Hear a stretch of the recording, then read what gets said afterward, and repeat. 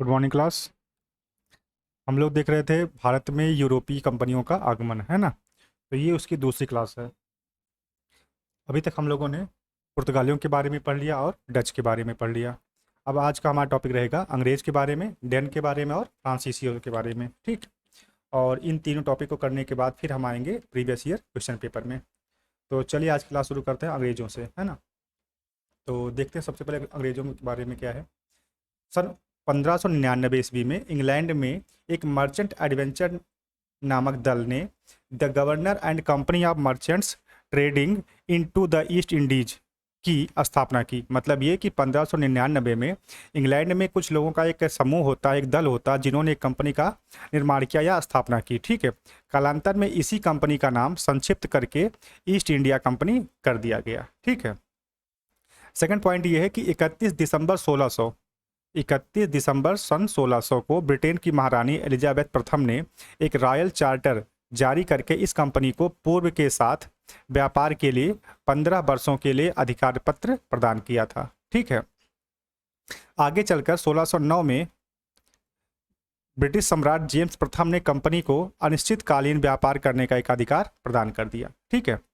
तो 1599 ईस्वी में इंग्लैंड के कुछ व्यापारियों का एक दल होता है जो एक छोटी सी कंपनी का निर्माण करते हैं और कालांतर में उस कंपनी का नाम होता है ईस्ट इंडिया कंपनी, ठीक है।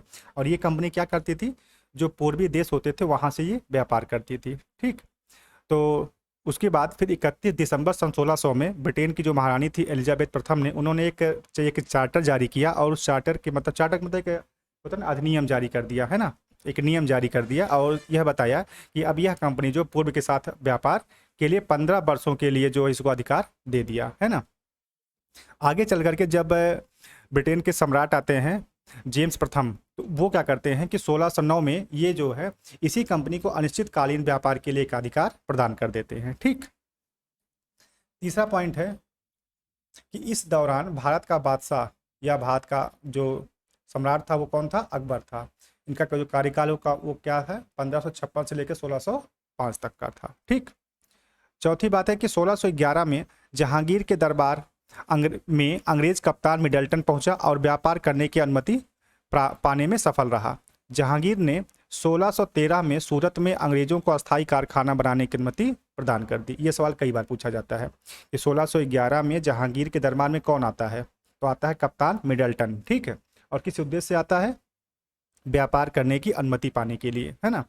तो जहांगीर ने उसे जो है 1613 ईस्वी में 2 साल बाद, वो 11 में आया ही है, तो 1613 में जो है सूरत में अंग्रेजों को अस्थायी कारखाना बनाने की अनुमति दे देता है। नेक्स्ट आपका है कि 1611 में दक्षिण भारत के मसूलीपट्टनम में अंग्रेजों ने प्रथम व्यापारी कोठी की स्थापना की। उसके बाद 1639 में मद्रास में व्यापारी कोठी खोली, ठीक है। 1611 में जो है वो कहाँ पे अपनी कोठी बनाते हैं, दक्षिण भारत के मसूलीपट्टनम में, और उसके बाद जो है मद्रास में वो बनाते हैं 1639 ईस्वी में, ठीक। ये सारी चीज़ें जो भी हैं ये सवाल कई बार पूछा गया है, तो इसको थोड़ा सा रट लीजिएगा, याद कर लीजिएगा, है ना। छठवां पॉइंट है कि सन 1615 में इंग्लैंड के सम्राट जेम्स प्रथम का दूत सम टॉमस रो जहांगीर के दरबार में व्यापारी संधि के उद्देश्य से आया था और सर टॉमस रो ने मुगल साम्राज्य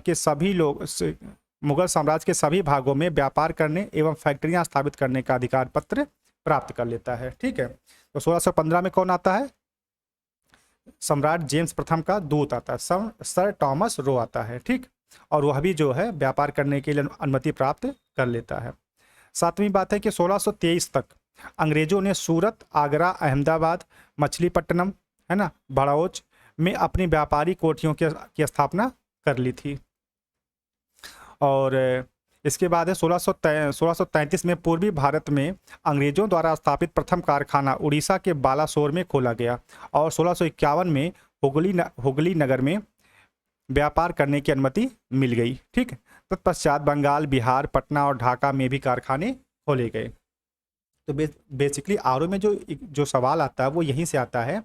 जैसे मान लीजिए अभी जो छठा पॉइंट आपका है, तो छठा पॉइंट ये है कि सन 1615 में इंग्लैंड के सम्राट जेम्स प्रथम का कौन सा दूत जहांगीर के दरबार में आया, तो कौन आया था, सर टॉमस रो आया था। ये सवाल कई बार पूछा गया है, ठीक है। उसके बाद देखिए 8वां जो पॉइंट है कि 1633 में पूर्वी भारत में अंग्रेजों द्वारा स्थापित प्रथम कारखाना कहाँ पे था, तो था कहाँ पे, उड़ीसा के बालासोर में था, है ना। और 1651 में हुगली नगर में व्यापार करने की अनुमति मिल गई थी, है ना। और उसके बाद जैसे ही मतलब ये अनुमति पाते गए उसी प्रकार से वो अपना विस्तार करते गए, है ना। तो इस प्रकार से यहाँ पे सवाल आते रहते हैं। 9वीं बात है कि फ्रांसिस डे ने 1639 में चंदगिरी के राजा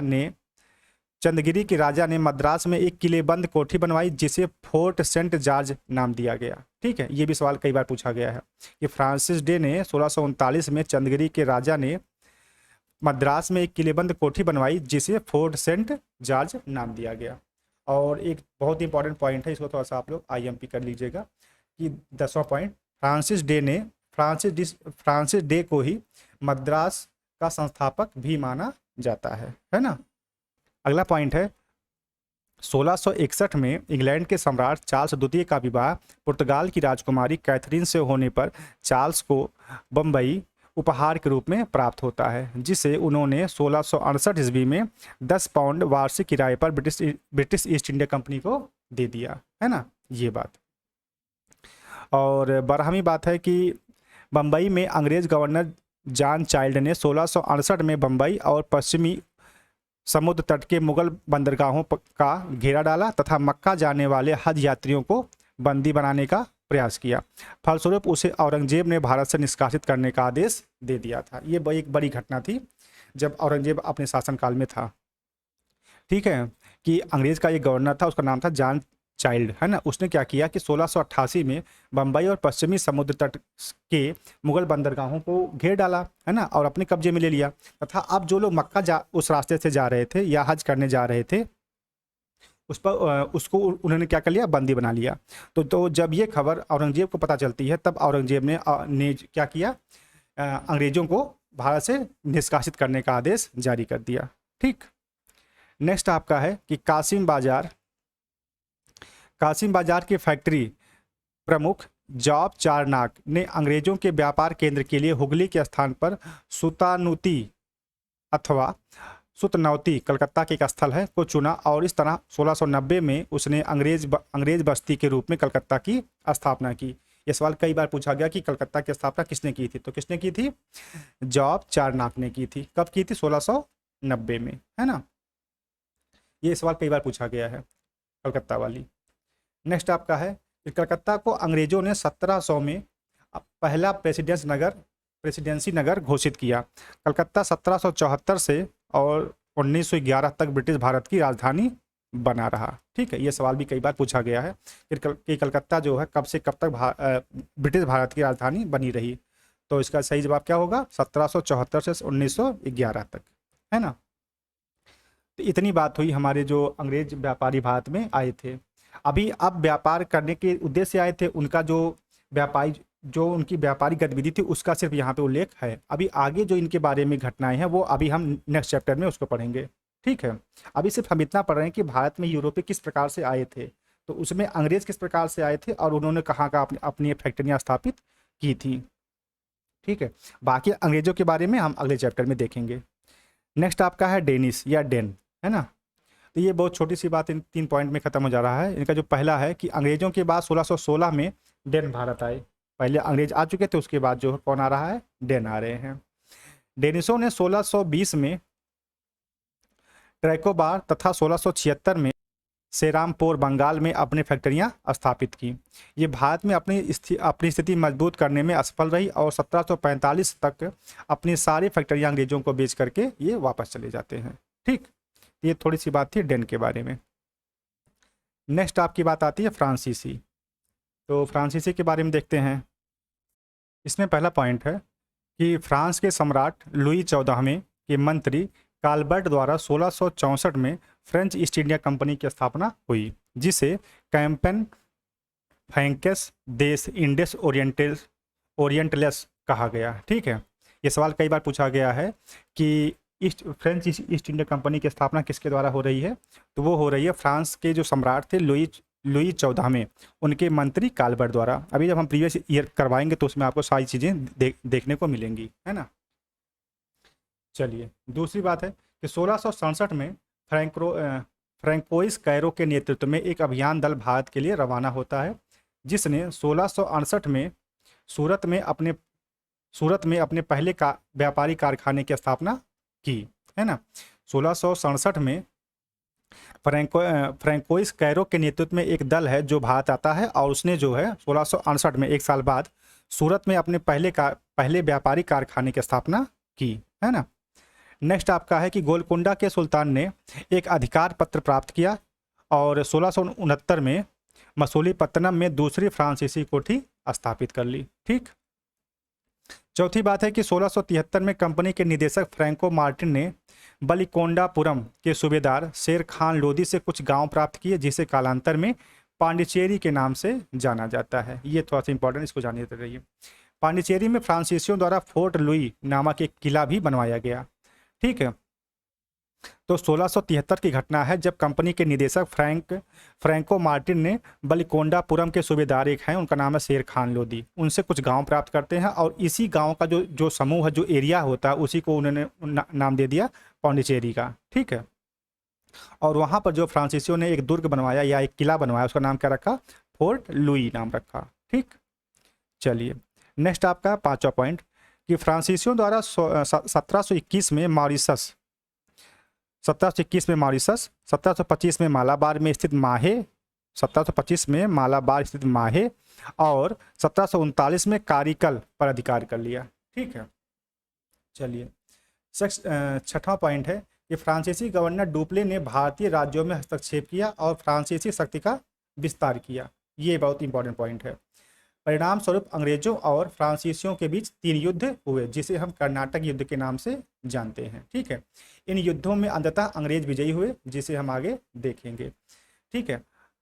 फ्रांसीसियों और अंग्रेजों के मध्य 3 युद्ध हुए थे, और उन तीनों युद्धों को हम कर्नाटक युद्ध के नाम से जानते हैं। कर्नाटक का पहला युद्ध, दूसरा युद्ध और तीसरा युद्ध। और इन तीनों युद्धों में अंततः अंग्रेज विजयी रहे, और इसकी जो विशेष एक विस्तृत व्याख्या है उसको हम नेक्स्ट चैप्टर में देखेंगे, है ना। अभी तक हम सिर्फ ये यहाँ पे देख रहे थे कि फ्रांसीसी भारत में कैसे आए और उन्होंने कहाँ कहाँ अपनी कंपनियाँ स्थापित की हैं। और सातवीं बात ये है कि ये बहुत इंपॉर्टेंट पॉइंट है, ये सवाल कई बार पूछा गया, तो इसको थोड़ा सा IMP लिख लीजिएगा कि यह डुप्ले ही था जिसने पहली बार यूरोपीय सेना को भारतीय राज दरबार में भारतीय व्यय पर नियुक्त करवाया।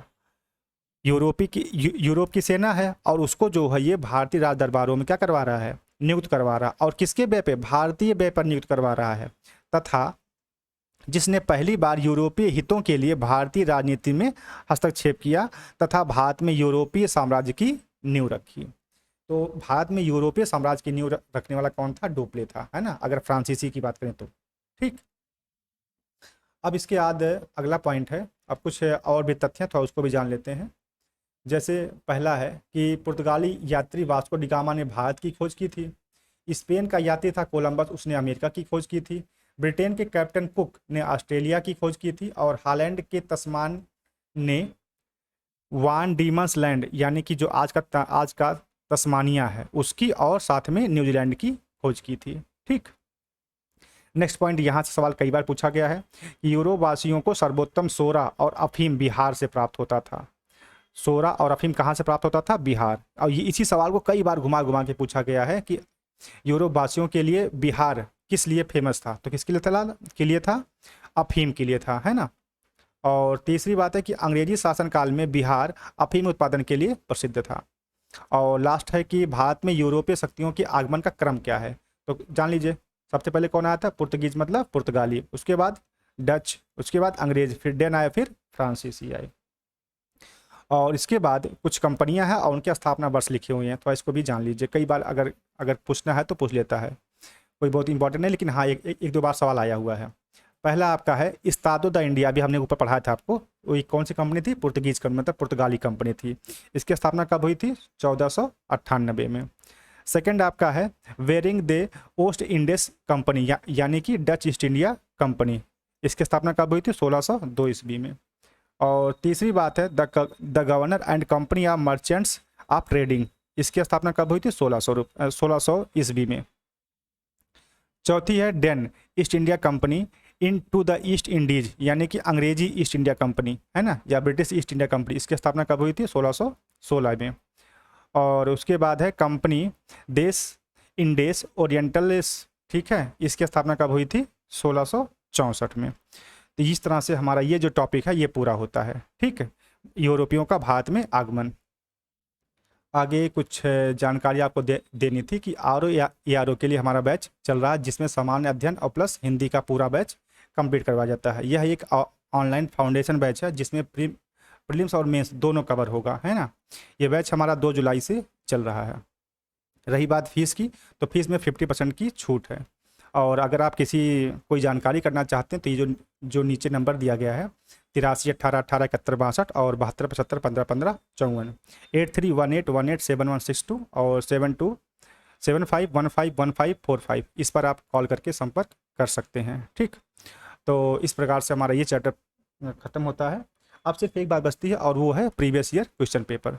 तो इस टॉपिक से, यूरोपियों का भारत में आगमन, इस टॉपिक से जितने भी सवाल अब तक के, चाहे वो यूपीएससी में पूछे गए होंगे, चाहे वो स्टेट पीसीएस में पूछे गए होंगे, चाहे वो आरओ में पूछे गए होंगे, चाहे वो एलडीसी या यूडीए एलडीए में पूछा गया होगा, है ना, तो इन सब में जहाँ भी पूछा गया होगा उन सबको हम अगली क्लास में करने का प्रयास करेंगे, ठीक है। और वहाँ से आप यकीन मानिए कि वहाँ से सवाल फंसते हैं, प्रीवियस ईयर क्वेश्चन पेपर से सवाल बहुत फंसते हैं, ठीक है। तो ठीक है दोस्त, फिर आज के लिए इतना ही रखते हैं, बाकी चीज़ें कल की क्लास में। धन्यवाद।